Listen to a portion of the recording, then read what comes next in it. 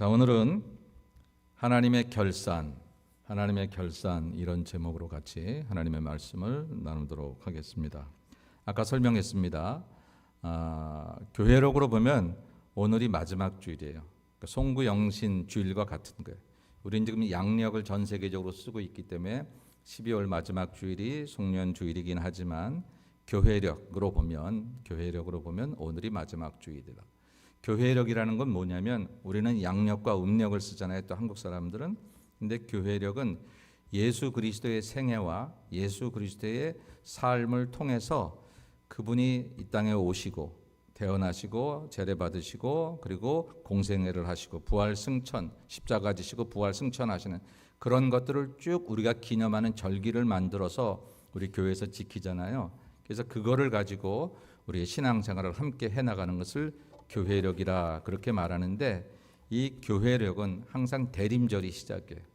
그래서 대림절 전주일이 항상 영적으로 보면 마지막 주일 것 같다. 그래서 오늘은 제가 한 해를 좀 돌아보자 그런 제목으로 하나님의 결산 이런 제목으로 여러분하고 같이 말씀을 나누려고 합니다. 여러분 셰익스피어가 했던 얘기 잘 아시죠? 세상의 일은 시작도 중요하지만 끝이 더 중요하다. 마지막에 웃는 자가 진정으로 웃는 자다. 유명한 사람이 한 얘기가라서 꼭 그런 게 아니라 우리 잘 알잖아요. 그래도 끝이 좋으면 좋다라고 하는 것. 우리가 양력으로 한 달을 남겨둔 이 시기에 한번 우리가 올 한 해를 돌아보고 영적으로 우리 자신들을 돌아봐서 또 한 달을 살 수 있다면 이 한 달은 어쩌면 살아왔던 지난 11개월보다 더 귀하고 아름다운 열매를 맺을 수 있는 달이 될 수 있을 겁니다. 그런 점에서 오늘 말씀 듣고 말씀 앞에 나를 잘 돌아보아서 남은 한 달을 그렇게 하나님의 결산에 맞추어서 내 삶을 맞춰 나가면 양력 총년 주일에는 우리가 더 귀한 하나님의 결산을 할 수 있으리라 생각합니다.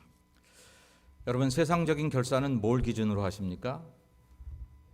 여러분들이 올 한 해 내가 결산해 봐야지 내 인생을, 그렇게 할 때 제일 먼저 하는 게 뭘까요?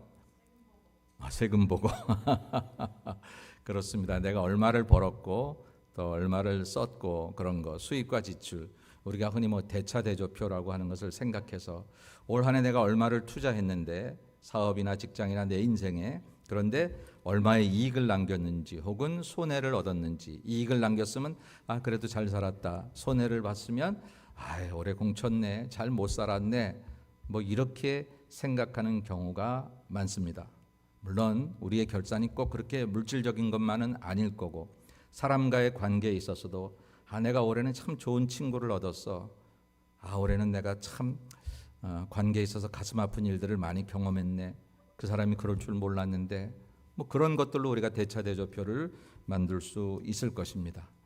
그래서 내 인생을 정말 잘 살았는지 못 살았는지 결산을 해보려고 하면 물질을 기준으로 해서 할 수도 있고, 사람과의 관계를 기준으로서 할 수도 있고, 또 내 건강이 더 좋아졌는지 나빠졌는지 그런 여러 가지 것을 가지고 결산의 기준을 삼을 수 있을 거예요. 근데 하나님의 결산의 기준을 보니까 하나님의 결산의 기준이 좀 무서워요. 그건 뭐냐면 행한 대로 갚으리라라고 하는 얘기입니다. 행한 대로 갚으리라. 행한 대로 갚으리라라고 하는 거예요.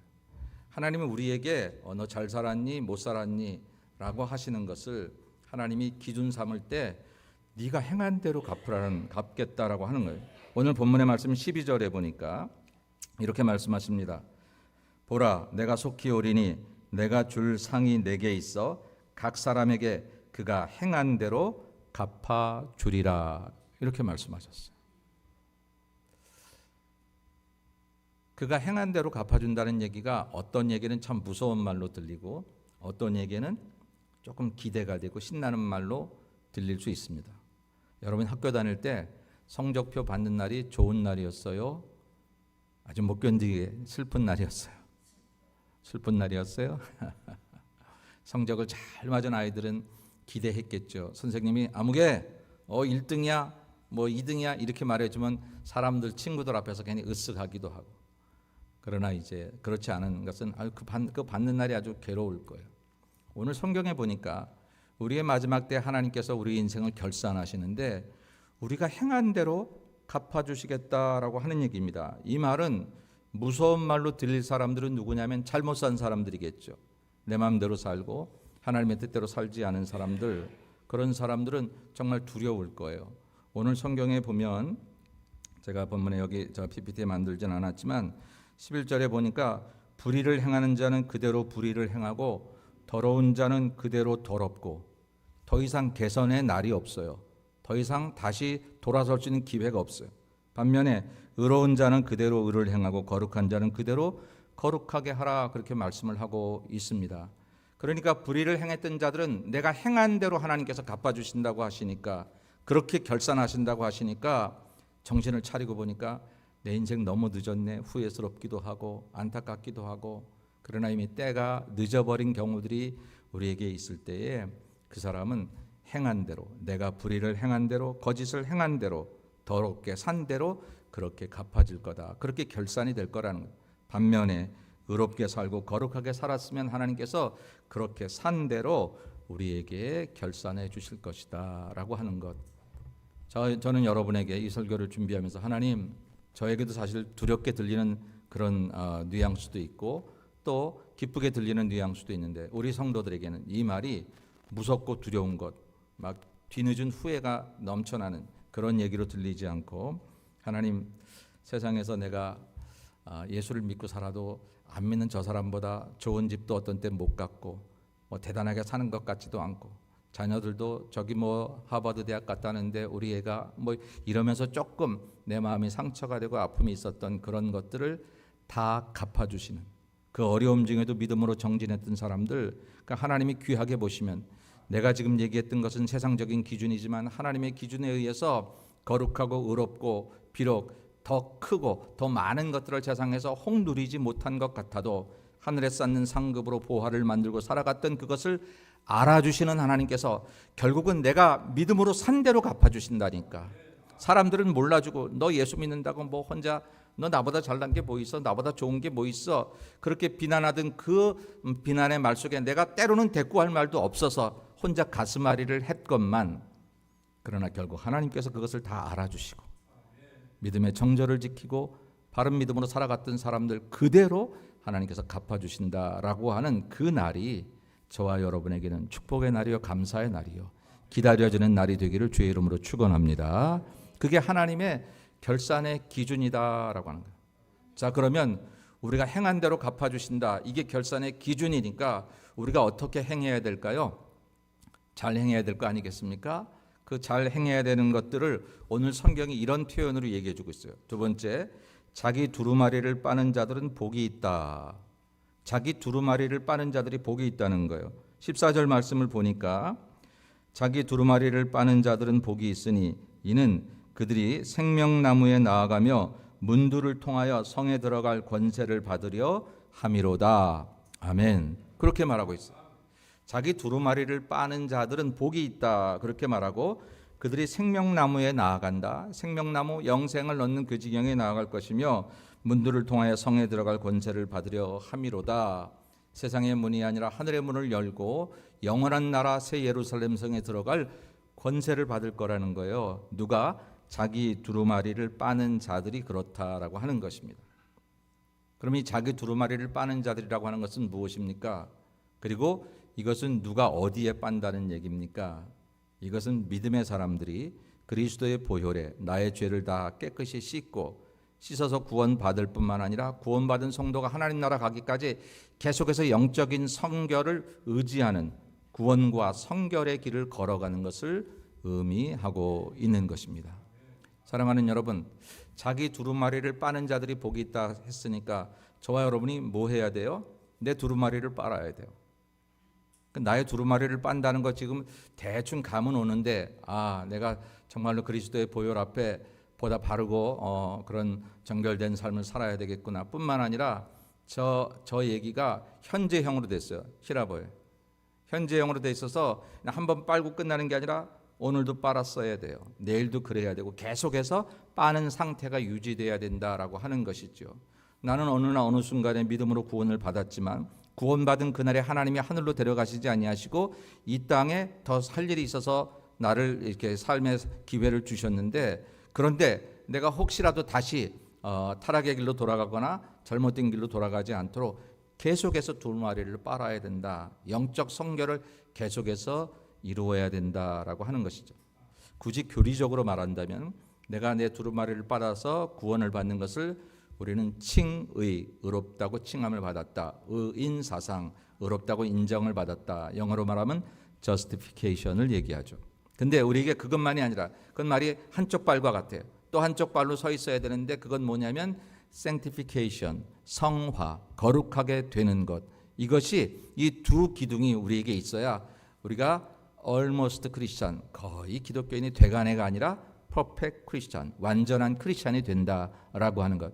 존 웨슬리 목사님의 신학적인 이야기지만 굳이 뭐 그런 신학적인 이야기를 설명하지 않아도 우리가 구원받은 성도가 어제 구원받았다고 했는데, 지난달에 구원받았다고 했는데 오늘 그 믿음을 지켜내지 못하면 사실은 어제 지난달에 구원받은 것이 이게 진짜가 아니었을 확률이 거의 높은 거예요. 물론 구원받은 성도도 타락의 길로 걸어갈 수도 있고 사단의 여러 가지 유혹을 받을 수도 있어요. 그러나 절대 거기에 빠질 수 없는 것은 시편 37편에 보니까 의인이 자주 넘어지나 아주 엎드러지지 아니하면 여호와께서 그 손으로 붙드심이로다라고 얘기하고 있기 때문입니다.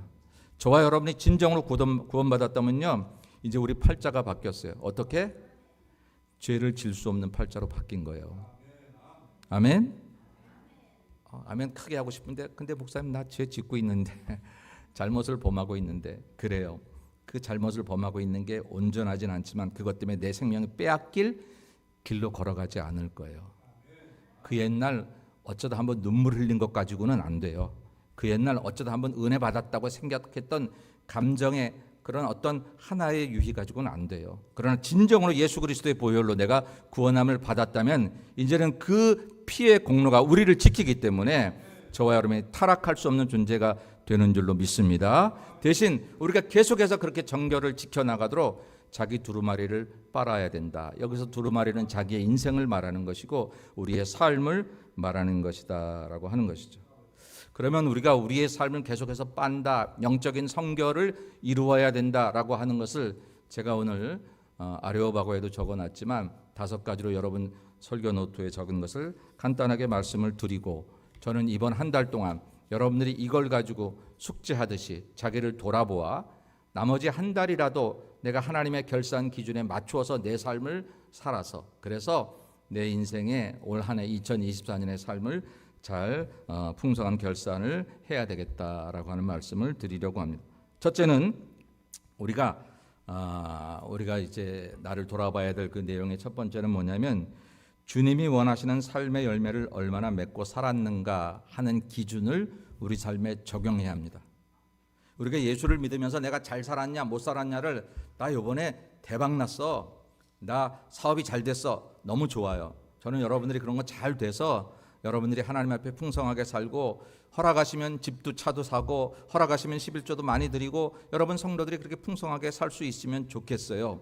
그런데 그것이 우리가 정말 이 늦가을에 우리 이제 올해를 한 달 앞둔 이때에 한 것이 아니와 내가 너희를 택하여 세웠나니 이는 너희로 가서 열매를 맺게 하고 또 너희 열매가 항상 있게 하여 내 이름으로 아버지께 무엇을 구하든지 다 받게 하려 함이라 라고 말씀하고 있습니다. 주님이 우리를 택하신 목적이 뭐라고요? 열매를 맺게 하는 거라는, 그 열매가 항상 있게 하는 거라는. 여러분 나무는 무엇으로 그 나무가 어떤 나무인지를 알지요? 열매를 보아 안다고 예수님 마태복음에서 말씀하셨어요. 나무는 다 비슷한 것 같은데 사과 열매가 열려서 이거 사과나무구나 우리가 알 수, 복숭아가 열리면 복숭아 나무구나 라고 알 수 있습니다. 그 열매를 보고 이 나무가 어떤 나무인가 하는 것을 알 수 있다면 저와 여러분이 예수님의 제자가 되고 그리스도인이 되고 하나님의 자녀라고 하는 것을 알 수 있는 삶의 열매, 그 열매를 맺어야 한다라고 하는 것입니다. 여러분 주변의 사람들이 여러분을 교회 다니는 사람으로 알고 계신가요? 여러분 직장에서 혹은 사업장에서 혹은 여러분의 삶의 어떤 주변에 같이 만나는 사람들 그룹에서 당신 교회 다녔어? 몰랐네. 5년을 같이 살았는데 5년을 같이 직장을 다녔는데 몰랐어. 이렇게 생각이 된다면 물론 내가 입으로 나 교회 다녀 이런 소리를 안 했다고 치더라도 여러분 내 삶에 주님이 원하시는 열매가 없었던 거예요. 내 삶의 열매를 통해서 내가 주님의 나무인 것이 드러나야 되잖아요. 내가 하나님의 사람인 것이 드러나야 돼요. 때로는 내 입으로 나는 교회 다닙니다 라고 말해서 알릴 수도 있지만 우리의 삶의 열매는 꼭 입으로 말하는 것이 아니라 너희는 그리스도의 향기고 너희는 그리스도의 편지라고 그렇게 말씀을 하셨기 때문에 내가 찬송을 불러야 그 열매가 있는 게 아니라 꼭 직장에 가서 여러분 나 기도할 테니까 잠깐 직장문 닫읍시다 그러고 기도한다고 내 삶의 열매가 있는 게 아니라 내 언행 심사를 통해서 마음씨를 통해서 내가 그들을 대하는 내 선한 눈빛과 얼굴 모습을 통해서도 내가 예수님의 사람이 보여져야 그래야 우리가 하나님의 결산 기준에 맞는 거다라고 하는 것입니다. 나는 예수를 믿는데 내게서 예수가 나타나지 않는다면 나는 하나님을 믿는데 내 삶을 통해서 하나님이 조금 더 증거되지 않는다면 하나님께서 마지막 우리 인생을 결산하실 때 너 누구 위해 살았니?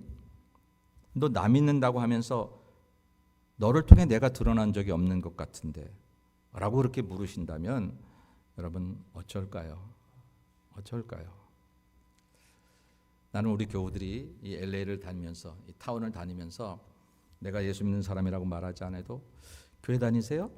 아유 어떻게 하셨어요? 아유 얼굴에 그렇게 써 있어요. 보니까 얼굴에 그렇게 써 있어요. 이런 소리 좀 많이 듣기를 주의 이름으로 축원합니다. 별로 아멘을 안 하시는 거 보니까 자신들이 없으신가 보죠. 여러분 정말 그러셔야 돼요. 당신 교회 다녔구나. 어쩐지 뭐가 다르다 했어. 그렇게 여겨지셔야 된다라고 하는 것입니다. 제가 언젠가 설교할 때 교회가 간다 이런 설교한 적이 있어요. 여러분들이 교회 올 땐 여러분이 오신 거지만 이제 여러분들이 교회를 떠나서 집으로 직장으로 세상으로 나아갈 때는 여러분 혼자 가는 게 아니라 교회가 가는 거예요. 예수 그리스도가 가는 것입니다. 여러분 치과 의사가 저 아프리카에 치과 가방 하나 들고 가면 그 사람이 가는 게 아니라 치과가 가는 거예요. 그래서 그 아픈 사람들의 그 아픔을 다 치료해 줄 수 있는 것처럼 저와 여러분이 하나님의 아들 되어 자녀 되어 예수의 사람 되어 세상으로 나가는데 어찌 하나님이 뒷짐지고 너 혼자 갔다 와. 난 그동안 모르겠다 너는. 이러시겠어요? 그러지 않으죠. 예수께서 제자들을 택하여 보내시고에는 항상 그 제자들과 함께 하죠. 세상 끝날까지 내가 너희와 항상 함께 하신다 그랬는데 내가 가는 발걸음이 직장을 가든 사업장을 가든 사람을 어떻게 만나든 취미생활을 하든 어디 가든지 거기서 나를 통해 예수님이 드러나지 않는다면 그건 내가 잘못 가고 있는 거죠. 지난 11개월 동안 여러분이 지나오면서 얼마나 많이 여러분의 얼굴을 통해서 여러분의 마음을 통해서 말씨를 통해서 여러분의 삶을 통해서 다른 사람들이 교회 다니셨군요. 예수님 믿으면 그렇게 좋은가? 당신 보면 난 하나님이 누군지는 모르겠는데 당신을 보면 나도 교회를 다니면 당신같이 될까? 이런 마음이 들었어요. 이런 아름다운 열매 있는 신앙생활을 하시는 여러분이 되시기를 주님의 이름으로 축원합니다. 두 번째 기준은 뭐냐면요. 두 번째 기준은 주어진 모든 관계를 사랑과 섬김으로 살았는가라고 하는 것.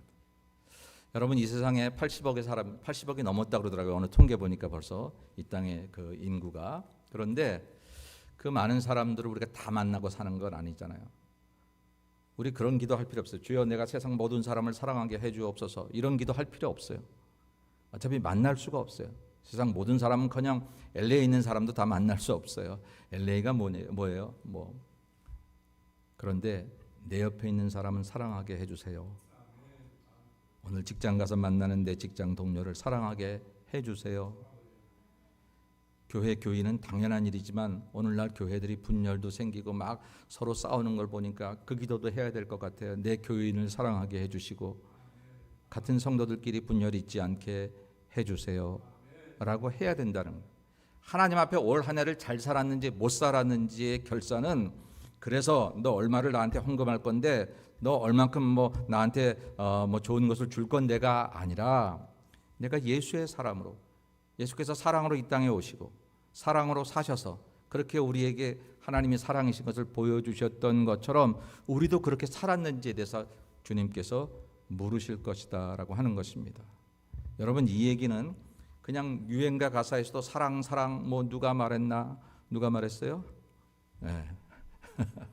괜찮아요. 옛날에는 남궁옥분이 말했어요.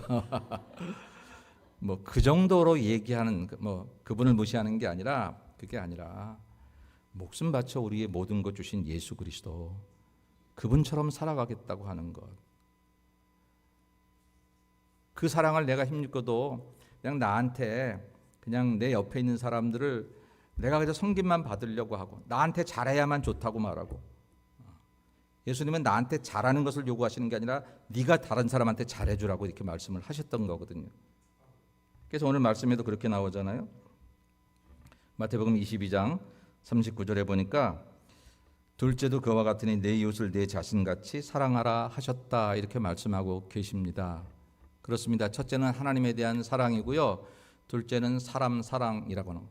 여러분, 우리가 잘못 생각하면 안 되는 게 뭐냐면, 난 하나님밖에 없어요, 난 하나님만 사랑해, 그리고 세상에서 외톨이 되시면 안 됩니다. 그건 바른 신앙 아니에요. 난 하나님만 사랑하기 때문에 세상 사람 다 끊었어. 아니요. 하나님이 언제 그렇게 얘기하셨나요? 하나님 목숨 마음 힘 다하여 사랑하고, 그리고 내 이웃을 내 몸처럼 사랑하라고 하셨지. 내가 하나님 사랑하고 이웃을 사랑하지 않는 것을 하나님만 사랑하는 것으로 착각하시면 안 된다라고 하는 것입니다. 보이는 형제를 사랑하지 않으면서 보이지 않는 하나님을 사랑한다고 하는 말이 되느냐라고 야고보서에서 이야기했던 것처럼, 여러분, 여러분의 모든 관계에서 여러분들이 사랑과 섬김으로 살았 나를 돌아봐야 되는 거예요. 부부간에도 참 힘든 일이 있으면, 더군다나 믿지 않는 분들이 있으면 미워 죽겠어요. 어쩜 그렇게 말을 안 들어? 교회 한번 가자 그래도 안 갈 뿐만 아니라 자기만 옳다고 하지요. 뭐 그런 신앙적인 얘기를 떠나서도 부부간에 안 맞으면 그럴 수 있습니다. 그때 우리가 내가 저 사람을 잘못 만나서 이런 생각을 하기 쉽습니다. 내 생각을 바꾸십시다. 저렇게 고집스러운 사람, 저 사람을 구원하라고 하나님이 나를 이 가정에 보내셨겠지, 저 사람을 만나게 하셨겠지라고 생각을 바꾸자는 거예요. 근데 이 생각을 바꾸면요, 나 혼자 하던 것, 저 사람 때문에 내 인생이 그래서 그럼 나 혼자 불평하던 거에 하나님 안 도우시는데, 내가 저 사람을 사랑해야지라고 생각을 바꾸어서 그것을 이루려고 하면 하나님께서 도와주십니다. 성령이 그 일을 하게 하시고 내 안에 사랑이 넘쳐나서 그 사람의 마음을 감동 감화시켜 주십니다. 내 입으로 안 되던 그 마음이 하나님 개입 간섭하시면 그 마음이 달라지는 놀라운 역사를 경험하게 될 것입니다. 여러분, 부부도 그런데 뭐 이웃 간의 삶은 말할 것도 없고 교인 간의 삶도 말할 것도 없어요. 사실 교회도요, 우리 모두가 다르잖아요. 참 내 생각하고 똑같은 사람 참 없어. 그러는데요, 내 생각하고 똑같은 사람만 있으면 사실 세상은 그렇게 아름답지 않을지 몰라요. 재미도 없을지 몰라요. 나는 그냥 내 생각에 늘 내가 제일 옳은 것 같이 생각을 하니까, 내 기준에. 저 위에서 하나님께서 이렇게 바라보시면 평면 속에 있는 수많은 사람들이 다 나와 똑같아야 된다면 이 세상은 하나님의 뜻대로 안 움직여질런지 모릅니다. 제일 어리석고 위험한 생각이 뭐냐면 다 나와 같아야 된다고, 다 내 생각의 기준대로 사람들이 돼야 된다고 생각하는 거예요. 그러지 말고 여러분, 하나님의 기준에 맞게 하나님께서 우리 가운데 개입하셔서 우리 서로를 아름답게 만드시려고 너와 나를, 한 사람은 진흙되게 하시고 한 사람은 물되게 하셔서 이게 섞여서, 그래서 흙이 되게 하시고 물이 되게 하셔서 이것이 섞여서 진흙이 되어 아름다운 것들을 만들어내는 그런 삶을 우리가 살아야 한다는 것을 생각하셔야 한다 하는 것입니다. 사랑은요, 사랑은 동사입니다. 동사, 명사 아니에요. 사랑에 대한 논문을 써도 그건 사랑한 거 아닙니다. 사랑하셔야 동사입니다. 제가 고등학교 1학년 때 제가 미션 스쿨을 다녔는데 성경 시간이 있었어요.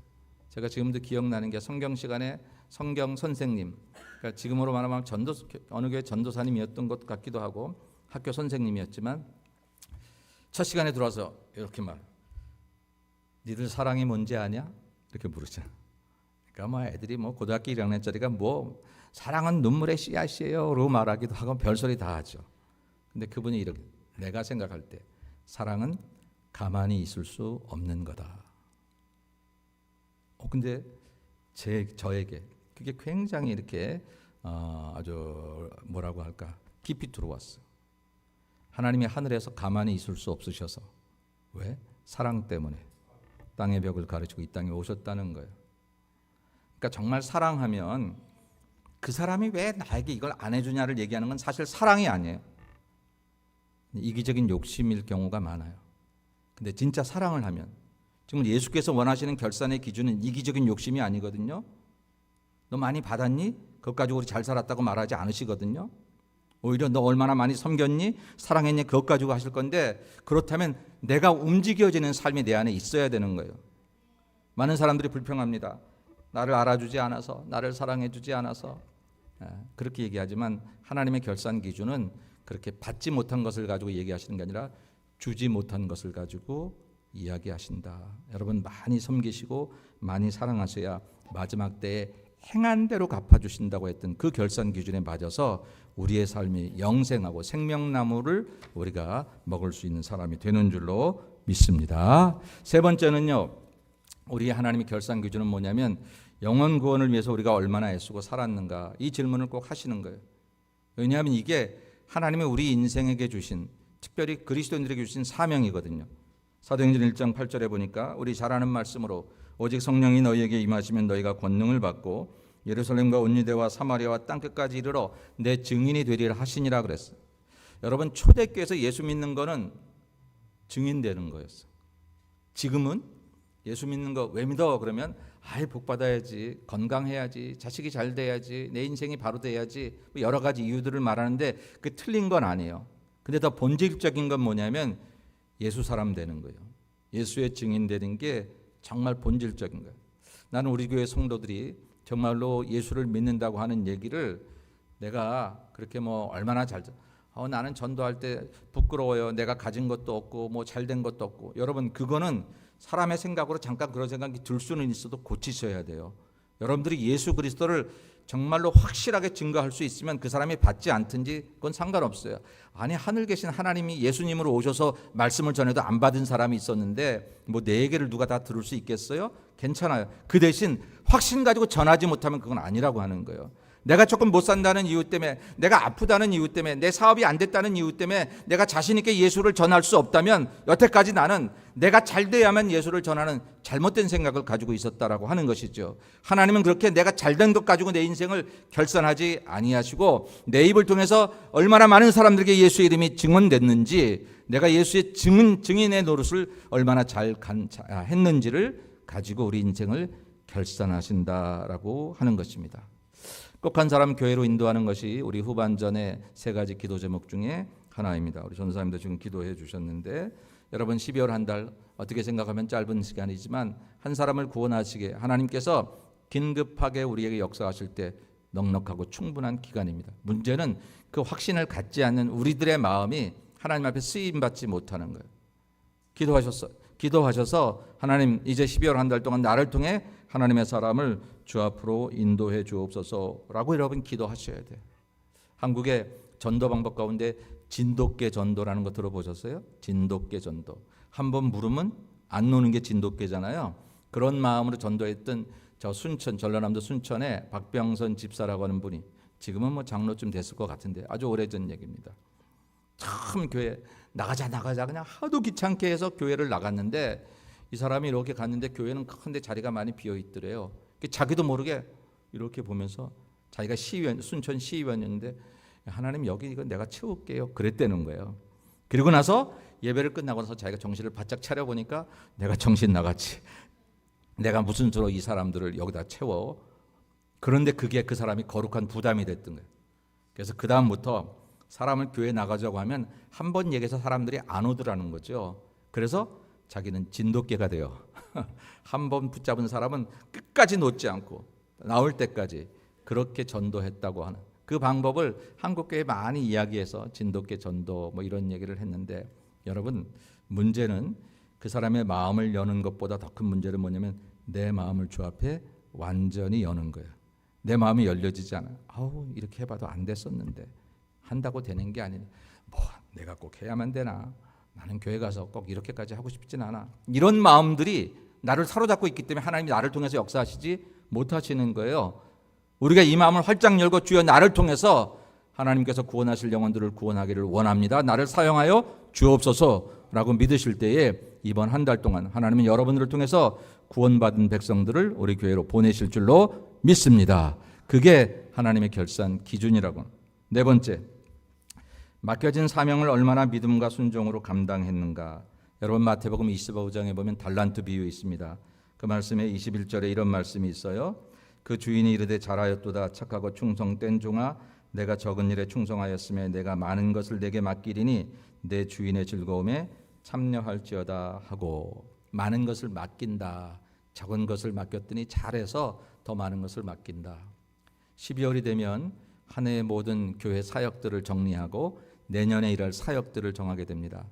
저는 여러분에게 권면합니다. 내년에는 하나님 앞에 교회 사역을 잘 감당할 수 있도록 하나님 내가 어떤 일을 해야 될까요?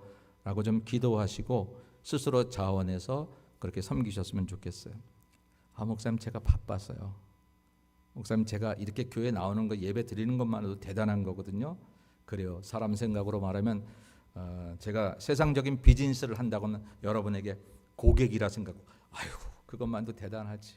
감사해요. 그렇게만 해도 감사해요. 이런 마음을 목사의 마음에 없는 건 아니에요. 지금도 가지고 있어요.